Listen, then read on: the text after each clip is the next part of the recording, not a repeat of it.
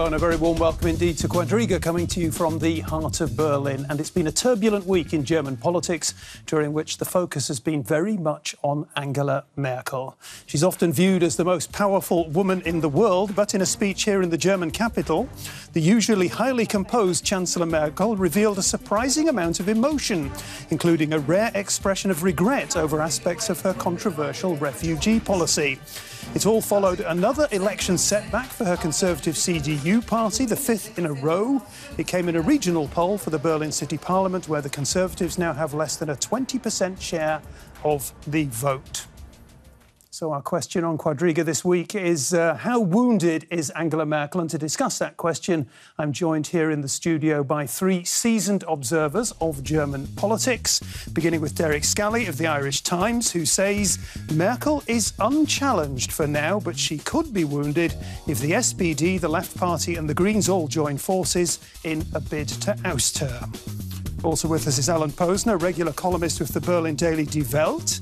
Alan says nobody is challenging Merkel's leadership, nobody wants her job, so why should she worry? And to get a French perspective on things, we're joined also by journalist and author Pascale Hugues, who comments, welcome to the club. Angela Merkel is getting a rival on her right, just like all the other leaders in Europe. Well, thank you all for those interesting comments. I'd like to begin with Derek Scally. Let's talk about this election defeat for Angela Merkel right here in Berlin just a few days ago. It's variously been described as humbling, humiliating, disastrous. Merkel herself calls it bitter. How bitter? Well, I think there's a general rule for anyone watching from around the world. There's a rule of thumb for state elections in Germany. There's 16 federal states, and if you win in one of these federal states, you'll go on television at 6 o'clock in the evening and you say, this is a signal for the federal political level, the level which Merkel is playing at. And if you lose, as Merkel's team do, they say, oh, well, this is obviously not a signal for a wider political trend. But the migration crisis is one of these things that works at all levels of German politics, the federal level, local level. And I think that's why Merkel was looking so chastened this week. This was a chastened Chancellor. This is a woman who doesn't always ever really admit anything. This woman doesn't have feet of clay. She just sort of hovers over German politics. So for her to come out like that was quite striking. But I think the closer you looked at it and the more you picked apart what she actually said, she was saying that, yes, this migration crisis got a little bit out of hand. We could have prepared. But it sort of sounded a bit like a papal apology. If you feel something went wrong, then I'm sorry. But I'm actually I would continue to do what I did a year ago, and I'm going to continue doing it. So what she actually said, it was kind of like what you wanted, whether or not you heard what you wanted to hear. She is slightly damaged, but I mean, she's still 50% or just under political support, and she's been in power for 11 years. The question is whether sort of journalists start to get tired of her face on the cover of Spiegel magazine and keep hammering away at her, and whether that creates a mood among the public that somehow this woman is used up. And we could be at that moment, but she has bounced back before. It's interesting, because I noticed in one of your articles this week, Derek, that you were talking about what you called a Merkel must-go mood in Germany, slowly accruing, being out there, being perceptible. Is that how you see it, Pascale? A Merkel must-go mood? I think you have to be very cautious. I mean, we are used in France to have a right-wing party which suddenly shuffles the political play again. And whether they are going to get into parliament, whether they have the political personnel the political staff to whether they are good in the opposition, but are they good to take responsibilities? I mean, all these questions are still open. And I think at the moment, I would see Angela Merkel as unchallenged. There's no real... I mean, we are a year from the election, from the general election. There's really no alternative on the left, no alternative within her party. The Germans are not very daring when, you know, there's always a lot of excitement before, but when they go to a very important election like the legislative election, then, you know, the spirits calm down, and it's very possible that if she wants to be re-elected, that she could save her skin and be elected again. I think we have to wait. OK, so Angela Merkel chastened, Angela Merkel unchallenged. What can you come up with, Alan? I have to look for an adjective now. Yeah, exactly. Well, the first thing is, Berlin was not a surprise. I mean, the AfD got basically what everyone predicted they would get. This is Angela Merkel's Conservative Party in the German capital getting less than 20% of the vote. Well, far less than 20% of the vote. That's a surprise, well, wait a minute. Yeah, they had a weak leadership. They have had a weak leadership for a long time. They were in an unpopular government. They didn't get credit for what they did, actually. The CDU performed very well, actually, within the constraints of a grand coalition Berlin, but you know, the electorate didn't want them. But the point is, this is all about the AfD, the Alternative for Germany, getting this new xenophobic right-wing populist party getting 14% of the vote in Berlin. But that was expected, and they're going to get that or something like that in the general election in 2017. And Merkel knows it, her party knows it, everyone knows it. So, but there is a sense that Merkel has nevertheless lost her winning touch. 5 setbacks in a row? Well, yes, but these are, again, as Derek said, they're state elections. And that the point is that on the state level, her left-wing opponents, the Social Democrats and the Left Party, together with the Greens, can form governments.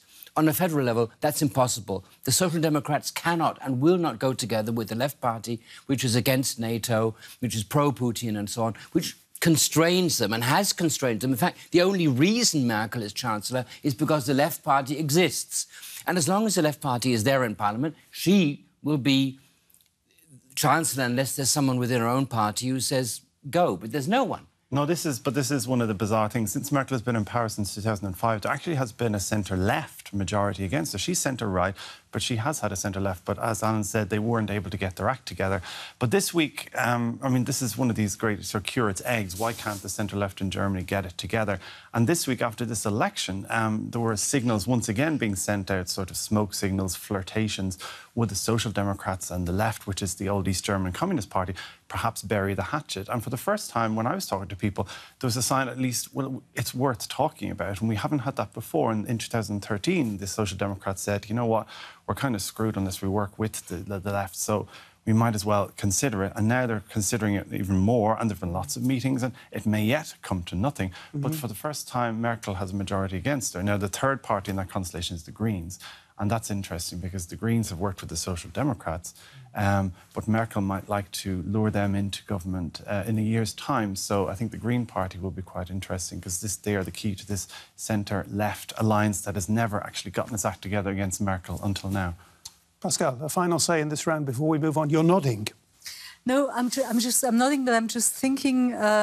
I'm just thinking of the image that Merkel has. This is all inner politics, the migrant crisis, the domestic politics. The economy is thriving. The unemployment is very low. I've just been for a weekend in Paris. I mean, the whole spirit of the Germans the French compared to the German is so. It's so different. I mean, we are in a real crisis, and the world crisis in France appears every 10 minutes. So Germany is doing very well, and I think the German people know that, and that's not only due to Merkel, it's due to the reforms of Gerhard Schröder. But, you know,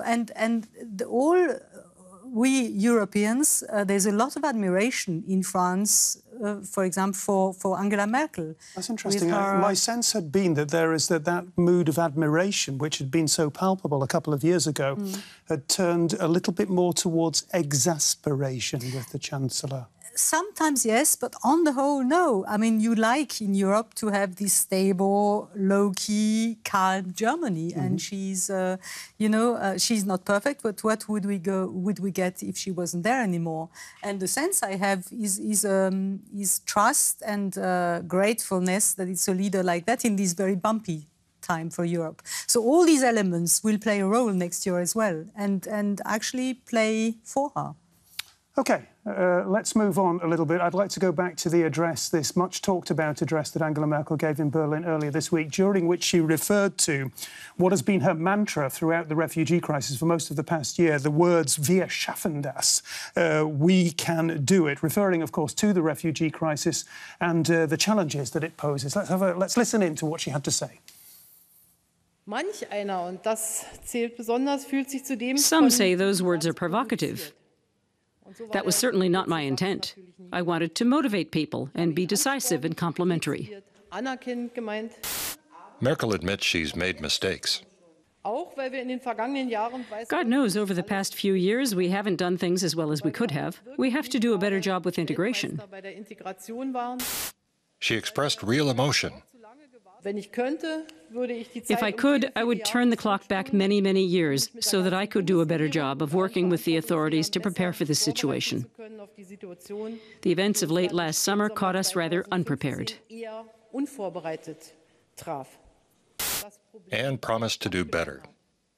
We must optimize our efforts in this situation, and that includes me. The Chancellor needs to rebuild trust with the voters, but can she do it? Derek, real emotion. Yes, well, this is what we're dealing with every day as German correspondents. That is what passes for real emotion in German politics, but it works with German voters, and that's exactly why she's been playing this role, this person. She is not that person in private. This is this work. This is this Merkel that she sends out, this automaton that she sends out that wins elections, and it's won elections 3 times so far. Will it work a 4th time? That's the key issue.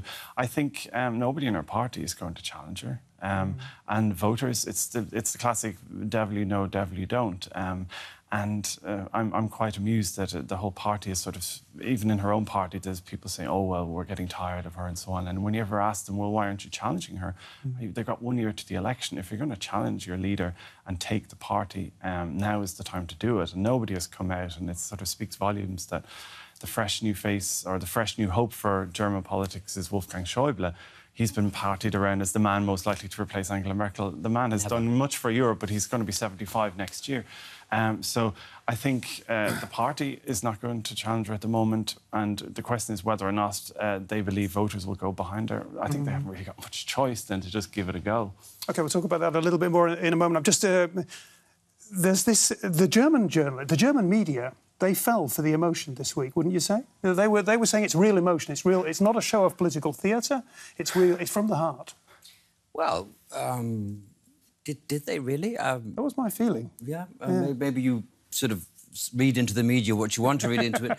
You know, I don't think anyone believes that Angela Merkel has any real emotions. That's not her thing. So, I mean, when she said, I'd like to turn back the clock, I mean, who wouldn't? We're being very unkind to Angela Merkel here. You're saying no real emotion. She's an automaton that is trucked out at election time. Well, you know, that's the way she does things. And, you know, what she said was, I'd like to not turn back the clock to last autumn and then do things differently, but turn back the clock to what she was responsible for, you know, doing down Greece financially in the Euro crisis, where Greece was the main destination for refugees. And Greece couldn't cope anymore. And when Greece was being trampled on by Germany, they opened the floodgates. That's what happened, you know, and it's her fault. And no one's saying that in Germany, that they should say it more. And, you know, and this is going to be held up in her face all over Europe. Matteo Renzi in Italy is saying, we're sick of austerity. We need to do something, otherwise I'm going to lose the election and so on. She's facing a not-so-silent revolt in Europe. And that revolt, however, will probably strengthen her hand at home because the Germans hate paying for the Italians and the Greeks and the Spanish and whatsoever. So if Merkel is seen as the rock of financial austerity, then I think she has big chances in Germany. Pascale, I'd just like to... one phrase in the address that Angela Merkel gave here in Berlin caught my eye, and it was this one. She said, quote, we're living now in a post-facts world where people are not necessarily interested in facts, they're just following their feelings. What's all that about? Well, I mean, Merkel is a scientist and she's following facts. You're saying she's not emotional. We don't know that. I mean, I think this is also, I always feel the arrogance of journalists who say she's not emotional. We don't know. What's true is that she's not pathetic. And she has no pathos. She has no... And I come from a country where politicians are full of pathos. And I find that very, very soothing to live in a country where it's not so glamorous here, but it's very soothing. It is true as well. I mean, when you look at the program of the AfD, why do people vote AfD? Do they really agree with the program? Are they ideologically convinced? Or we're talking here about the far-right populist party, the Alternative for Germany. Let's just pin that down, yeah? Exactly. This new populist party, which Germany never had, and now they have one, like all the rest of us. And do these, I mean... You said welcome to the club at the top of the show. That was irony, yeah? Yeah, of course. Well, they, you know, 14% here, 20% there. I mean, it's quite a big result. But do these people vote for this party, the AfD, because they are convinced that this program is the right way, or is it just a protest, an emotional? I suppose that's what she wanted to say. But a post-factual, emotional-based, you could also call it truthiness. You know, I don't know if this is true or not, but I feel it must be true. Truthiness? Yes, it's a term that came up during the Iraq War. I feel that Saddam Hussein must have weapons of mass destruction. I haven't found any proof, but he must. You're trying to convince yourself. And we've seen with Donald Trump, there's a lot of that as well. You know, this must be true. Don't come to me with your facts. But what the AfD has proven that you can get 15%, 20% by pushing the emotional button, the button which apparently Merkel said isn't worth going near because Germans aren't emotional voters. But what the AfD, all they need to do is get 10 or 15%. They get into the parliament and they shatter the arithmetic. And it could be that Merkel is there and she has a party that needs a coalition partner, or perhaps two. She might find one. Whether she will find two, that's the issue. And so I've also been quite surprised that Merkel has basically she sends out Angela Merkel a version of herself which is unemotional, which is doesn't offer pathos.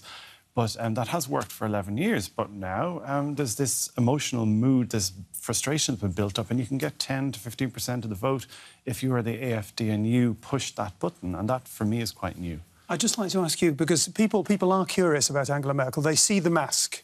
They know she's a hyper-rational person, a pragmatist, she's a trained scientist and all of this. She puts on the mask, she does that very well. She's done that for 11 years. I'd like to ask you to speculate. What goes on behind the mask? She's been humiliated recently. Yeah, she's been humiliated by her allies. She's been humiliated in the election. She's been left isolated. That hurts, I guess. I don't think so. I always imagine behind her face is this political abacus and the beads are going back and forward and back and forward. And she's constantly, you see it when you're asking a question, she's saying, do I actually need to give an answer here? Calculation all the while. Yes, she's constantly calculating. I think the question for her, I've seen it this week mentioned several times, until now she has basically sent herself out to be re-elected. Her party has sort of just come along for the ride. And she's been so strong that it was called asymmetric demobilisation. Everyone else in other parties were so disappointed. They were so convinced she was going to win that they just stayed at home. And whether that will work a third time, this notion of Merkel is the sort of the horse pulling the CDU back into power, whether that will work a third time or whether she'll have to come up with a new trick next year, I think that's going to be an interesting one. And maybe the new trick will be she will have to show a bit more emotion, show a few more family photos. It will be very hard for her to turn the car around the Merkel mobile at this stage, but maybe she'll have to do something new like that to counter the AfD's emotion and this post-factual politics. Interesting thoughts. Mr. Posener has got something he wants to get off his chest. Well, she's been here before. I mean, I saw her after she basically lost the election in 2005, which was in her grasp, and there she was flanked, you know, making her speech by the party grandees looking like this, and then Schröder got drunk, the then Chancellor, who basically won the election, defeated her, abused her on TV. And then his party left him and joined her in a grand coalition. And she went on to get even with every one of the party grandees who flanked her. And this will happen here. She will get even with all of them. You know, she is not, this cold calculating, this physicist. She is someone who gets even. But there are no party grandees anymore. She's taking care of everyone. So the only person who's left to be taken out in the CDU by voters is her, because she is the party now. OK, gentlemen, I'd like to cut in right there because we've already heard it. There is no alternative, people say here in Germany. Well, is that true? Is there no alternative within her party, without her party? Let's find out. Let's listen at least to one or two of the names that are mentioned. Horst Seehofer leads the CDU's Bavarian affiliate, the CSU. He's been making noises about running for Chancellor, but if Merkel agrees to his proposal on annual limits for refugees, he'll probably stay where he is. Wolfgang Schäuble, the finance minister. He's done a good job with the budget and he's respected by his colleagues. But a lot of voters think he's kind of stuffy. Besides, he's already 74 years old. Sigmar Gabriel, the leader of the Social Democratic Party and Deputy Chancellor, pugnacious and thick-skinned. If the CDU's political fortunes continue to decline, he may have a chance. Ursula von der Leyen, the defense minister, conspicuous by her absence in the current political crisis, but she's always had her eye on the top spot, and that has alienated some of her party colleagues. Which of these candidates has the best chance? It's amazing how cynical these folks have been while they've been listening to that report, the way they've been responding. Pascale, there was a quartet of names there. Yeah. Any of them going to be the next German Chancellor? I don't think so. I mean, first of all, you have the feeling by the two first ones you're in an old people home. I mean, they're actually too old, you know, and it's a long mandate. And if you start with their mid-70s, it's really... so that was Mr. Seehofer, that's Wolfgang Schäuble, they're out of the running. Yeah. And Frau von der Leyen, we don't hear anything from her at the moment. That means she's doing a difficult job well. Defence Minister. Maybe she's hiding to come up at the last minute, I don't know. She's very similar to Angela Merkel in many ways, people always say. Yeah. You were speculating earlier this week in another one of your items that I read about who might be the next German Chancellor. Did you have any... I can't remember whether you had the same names or different names. One other. I was thinking, who is the John Major? Margaret Thatcher was irreplaceable until she was gone, but she left behind an heir, you know, who didn't last long himself, but he was... and nobody ever saw John Major coming, so I've been looking around German politics trying to think, who's the John Major of German politics? Probably Thomas de Maizière. He probably wouldn't... He's the Interior Minister. He's been responsible at federal level for a lot of the migration crisis, so that might speak against him. But on the positive side, he has sort of elbowed her a bit more than other politicians have in the last year, made her life difficult for a week or two, to show that he is slightly more independent. So that could be the man just for a year or two, just to keep the party going. OK, I'll take it. No real, you know, the great white hope, so to speak. This sounds a bit paltry, Alan, that a country like Germany, prosperous as it is, cultured as it is, cultivated, doesn't have anybody who can step into the breach, or do they? Well, no, and, you know, the last person we saw, Ursula von der Leyen, I mean, she's a great political talent, but she's already a victim of Merkel, because Merkel put her gave her the job of defence minister, and you don't go from being defence minister to being chancellor. You go from defence minister into some terrible scandal and from thence into oblivion. So she's done for. I think the idea that it might be the Minister of the Interior, Thomas de Maizière, who sort of steps in, that, you know, that might be... But I think they, you know, the Christian Democrats need Merkel to win the next election precisely because they don't have anyone. You know, by the way, Ursula von der Leyen is hated by all women in Germany because she looks so great. She's had 7 children, and she's a professor and of this and that, and she's got an incredibly rich husband, and no one likes her. She's just too successful. So everyone's waiting for her to... That's a bit of a male chauvinist statement. No, I like her. I mean, I like her. Yeah, but I mean, I think the women, all the women I've ever... Do you know you that? like her too?